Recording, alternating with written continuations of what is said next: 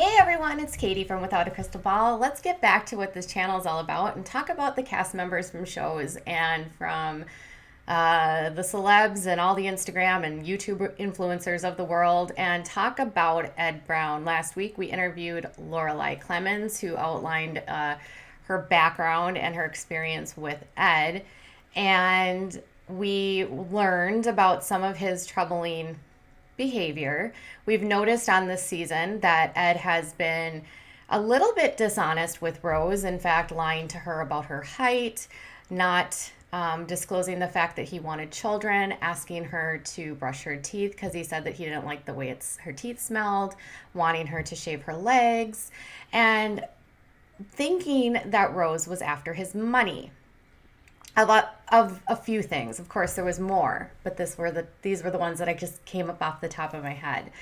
So he, the whole season, was concerned that she was only into him for the green card and the fact that he was had money. His sister was even caught on camera or on the show basically talking about how Ed was rich. And I think back when I first started covering it, I said that rich to her standards, perhaps, in the Philippines. Now, Ed, for his part, has not ever portrayed himself as a super wealthy guy. In fact, in San Diego, when we met him in the beginning of the season, he seemed to live in a modest home, nothing large, nothing luxurious. But he clearly was, throughout the season, discussing about the comfortable life in which he had. So, obviously, there was this idea that he was going to be able to fund the life of Rose, that he was going to be able to sponsor her, which, by the way, is not cheap. And he also made it seem as though she was using him for that money and that green card. And where he withheld really big pieces of information, like he didn't want to have kids, which ultimately led to her parting ways with him. But there's been some leaks all over Instagram, and I will give this to Celeb TM, which is out of San Diego, California, which dropped this little ditty stating that in 2004 and in 2017, Ed actually filed for bankruptcy, which has a lot of people on Instagram now insinuating that he might have misled Rose because he's been portraying the fact that he has all of this money, but the most recent filing was 3 years ago. So I was able to find both of these in Pacer. His first filing was in 2004, and he did a Chapter 7, which is basically a liquidation. It is the easiest and fastest bankruptcy according to debt.org, which basically liquidates all of your unsecured debt, and you are able to get rid of it. It has some of the biggest... It encompasses about 94% of all the bank filings. It says that even more encouraging bankruptcy statistics, 94.3% of Chapter 7 filings have all of their debts discharged. So basically, you file for it. It's like, I'm going to clean the slate. It's discharged. It's done. I don't have to pay this money back. There's other ones that you can do where you can enter into repayment plans. But Chapter 7 is like wipe the slate clean. So he did that, and that was all from debt.org.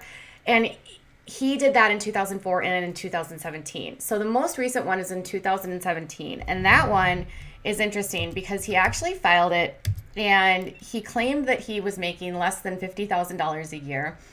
And he had anywhere from $100,000 to $500,000 in debt.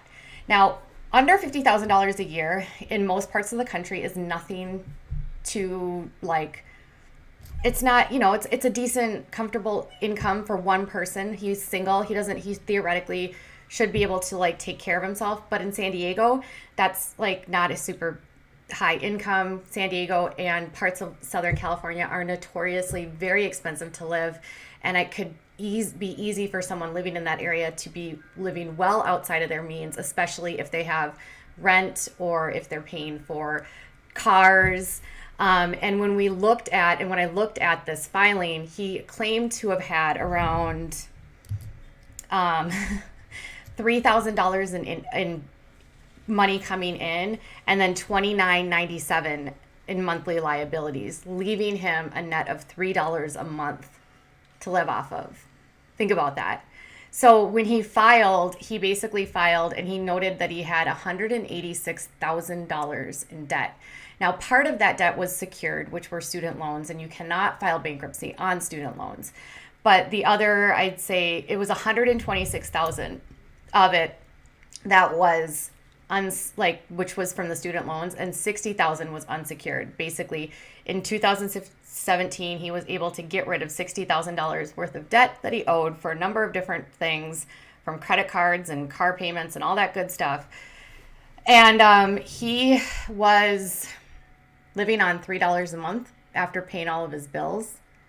Think about that. That's crazy. So, according to this, but then further below, it said that he had an assets of around $4,200 a month. So, but the 3,000 was apparently like the net take home.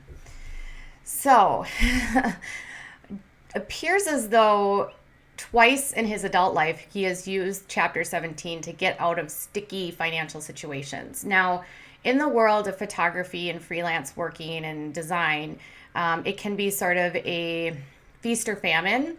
And depending on how the economic structure is going on, is also dependent on how much people have to spend on products like design and photography that are not, or that for many are considered luxury services. So 2017 should have been a decent year. We were definitely not in a bad economic place.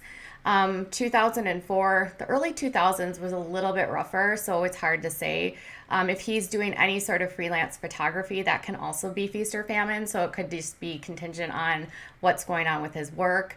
But one of the things that's been brought up on Instagram and on Twitter is that he lives with his mom, and a lot of people have wondered, like, why does he live with his mom? Does he need to live with his mom because his mom is helping pay his rent, or does he actually have like the money, or does he like just want to help his mom out?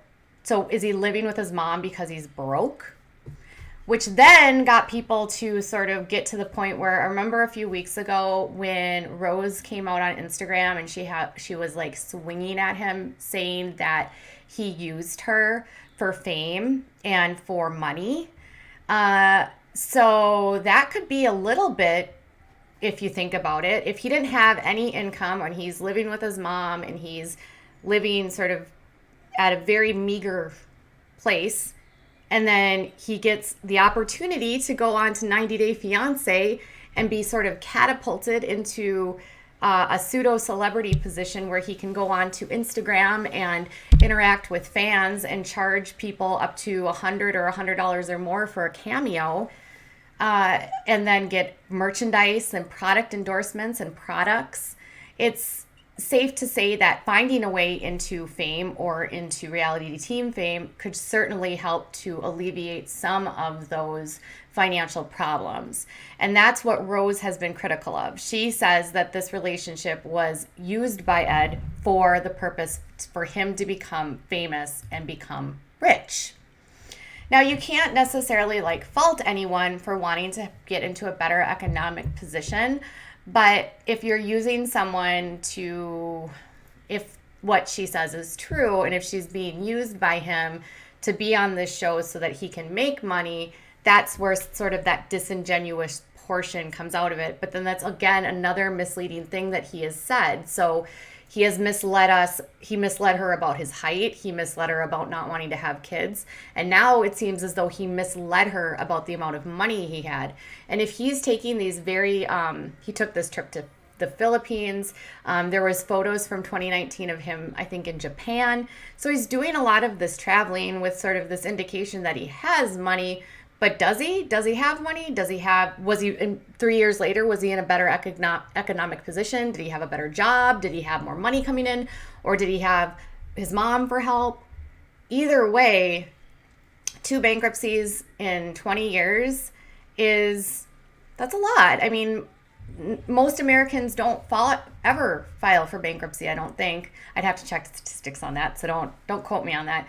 But bankruptcy is not, I mean, it's common, but it's not that common. And filing multiple times certainly isn't something that people get in the habit of doing, because a bankruptcy stays on your credit for years and years and years, which makes your credit score tank, which makes it hard for you to get good credit.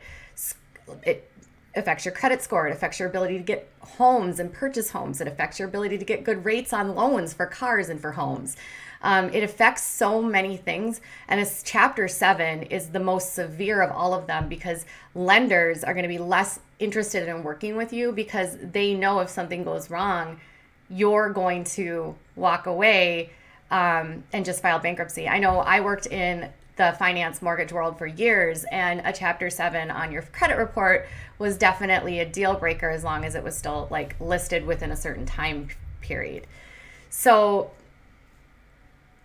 he's a high risk at this point from a lender's perspective.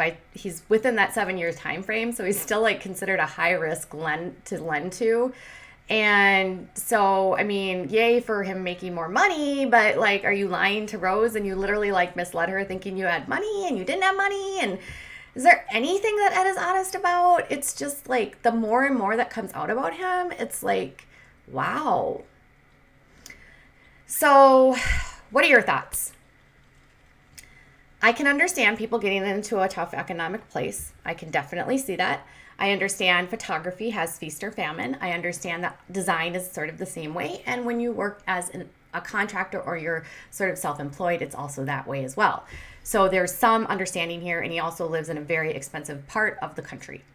But is misleading or indicating that he has money when he necessarily doesn't, is that another dishonest thing that he's done? Or do you think it's that he had this 3 years ago and things are different now and he does have money? I'd love to hear what your thoughts are in the comments below. All right, you guys,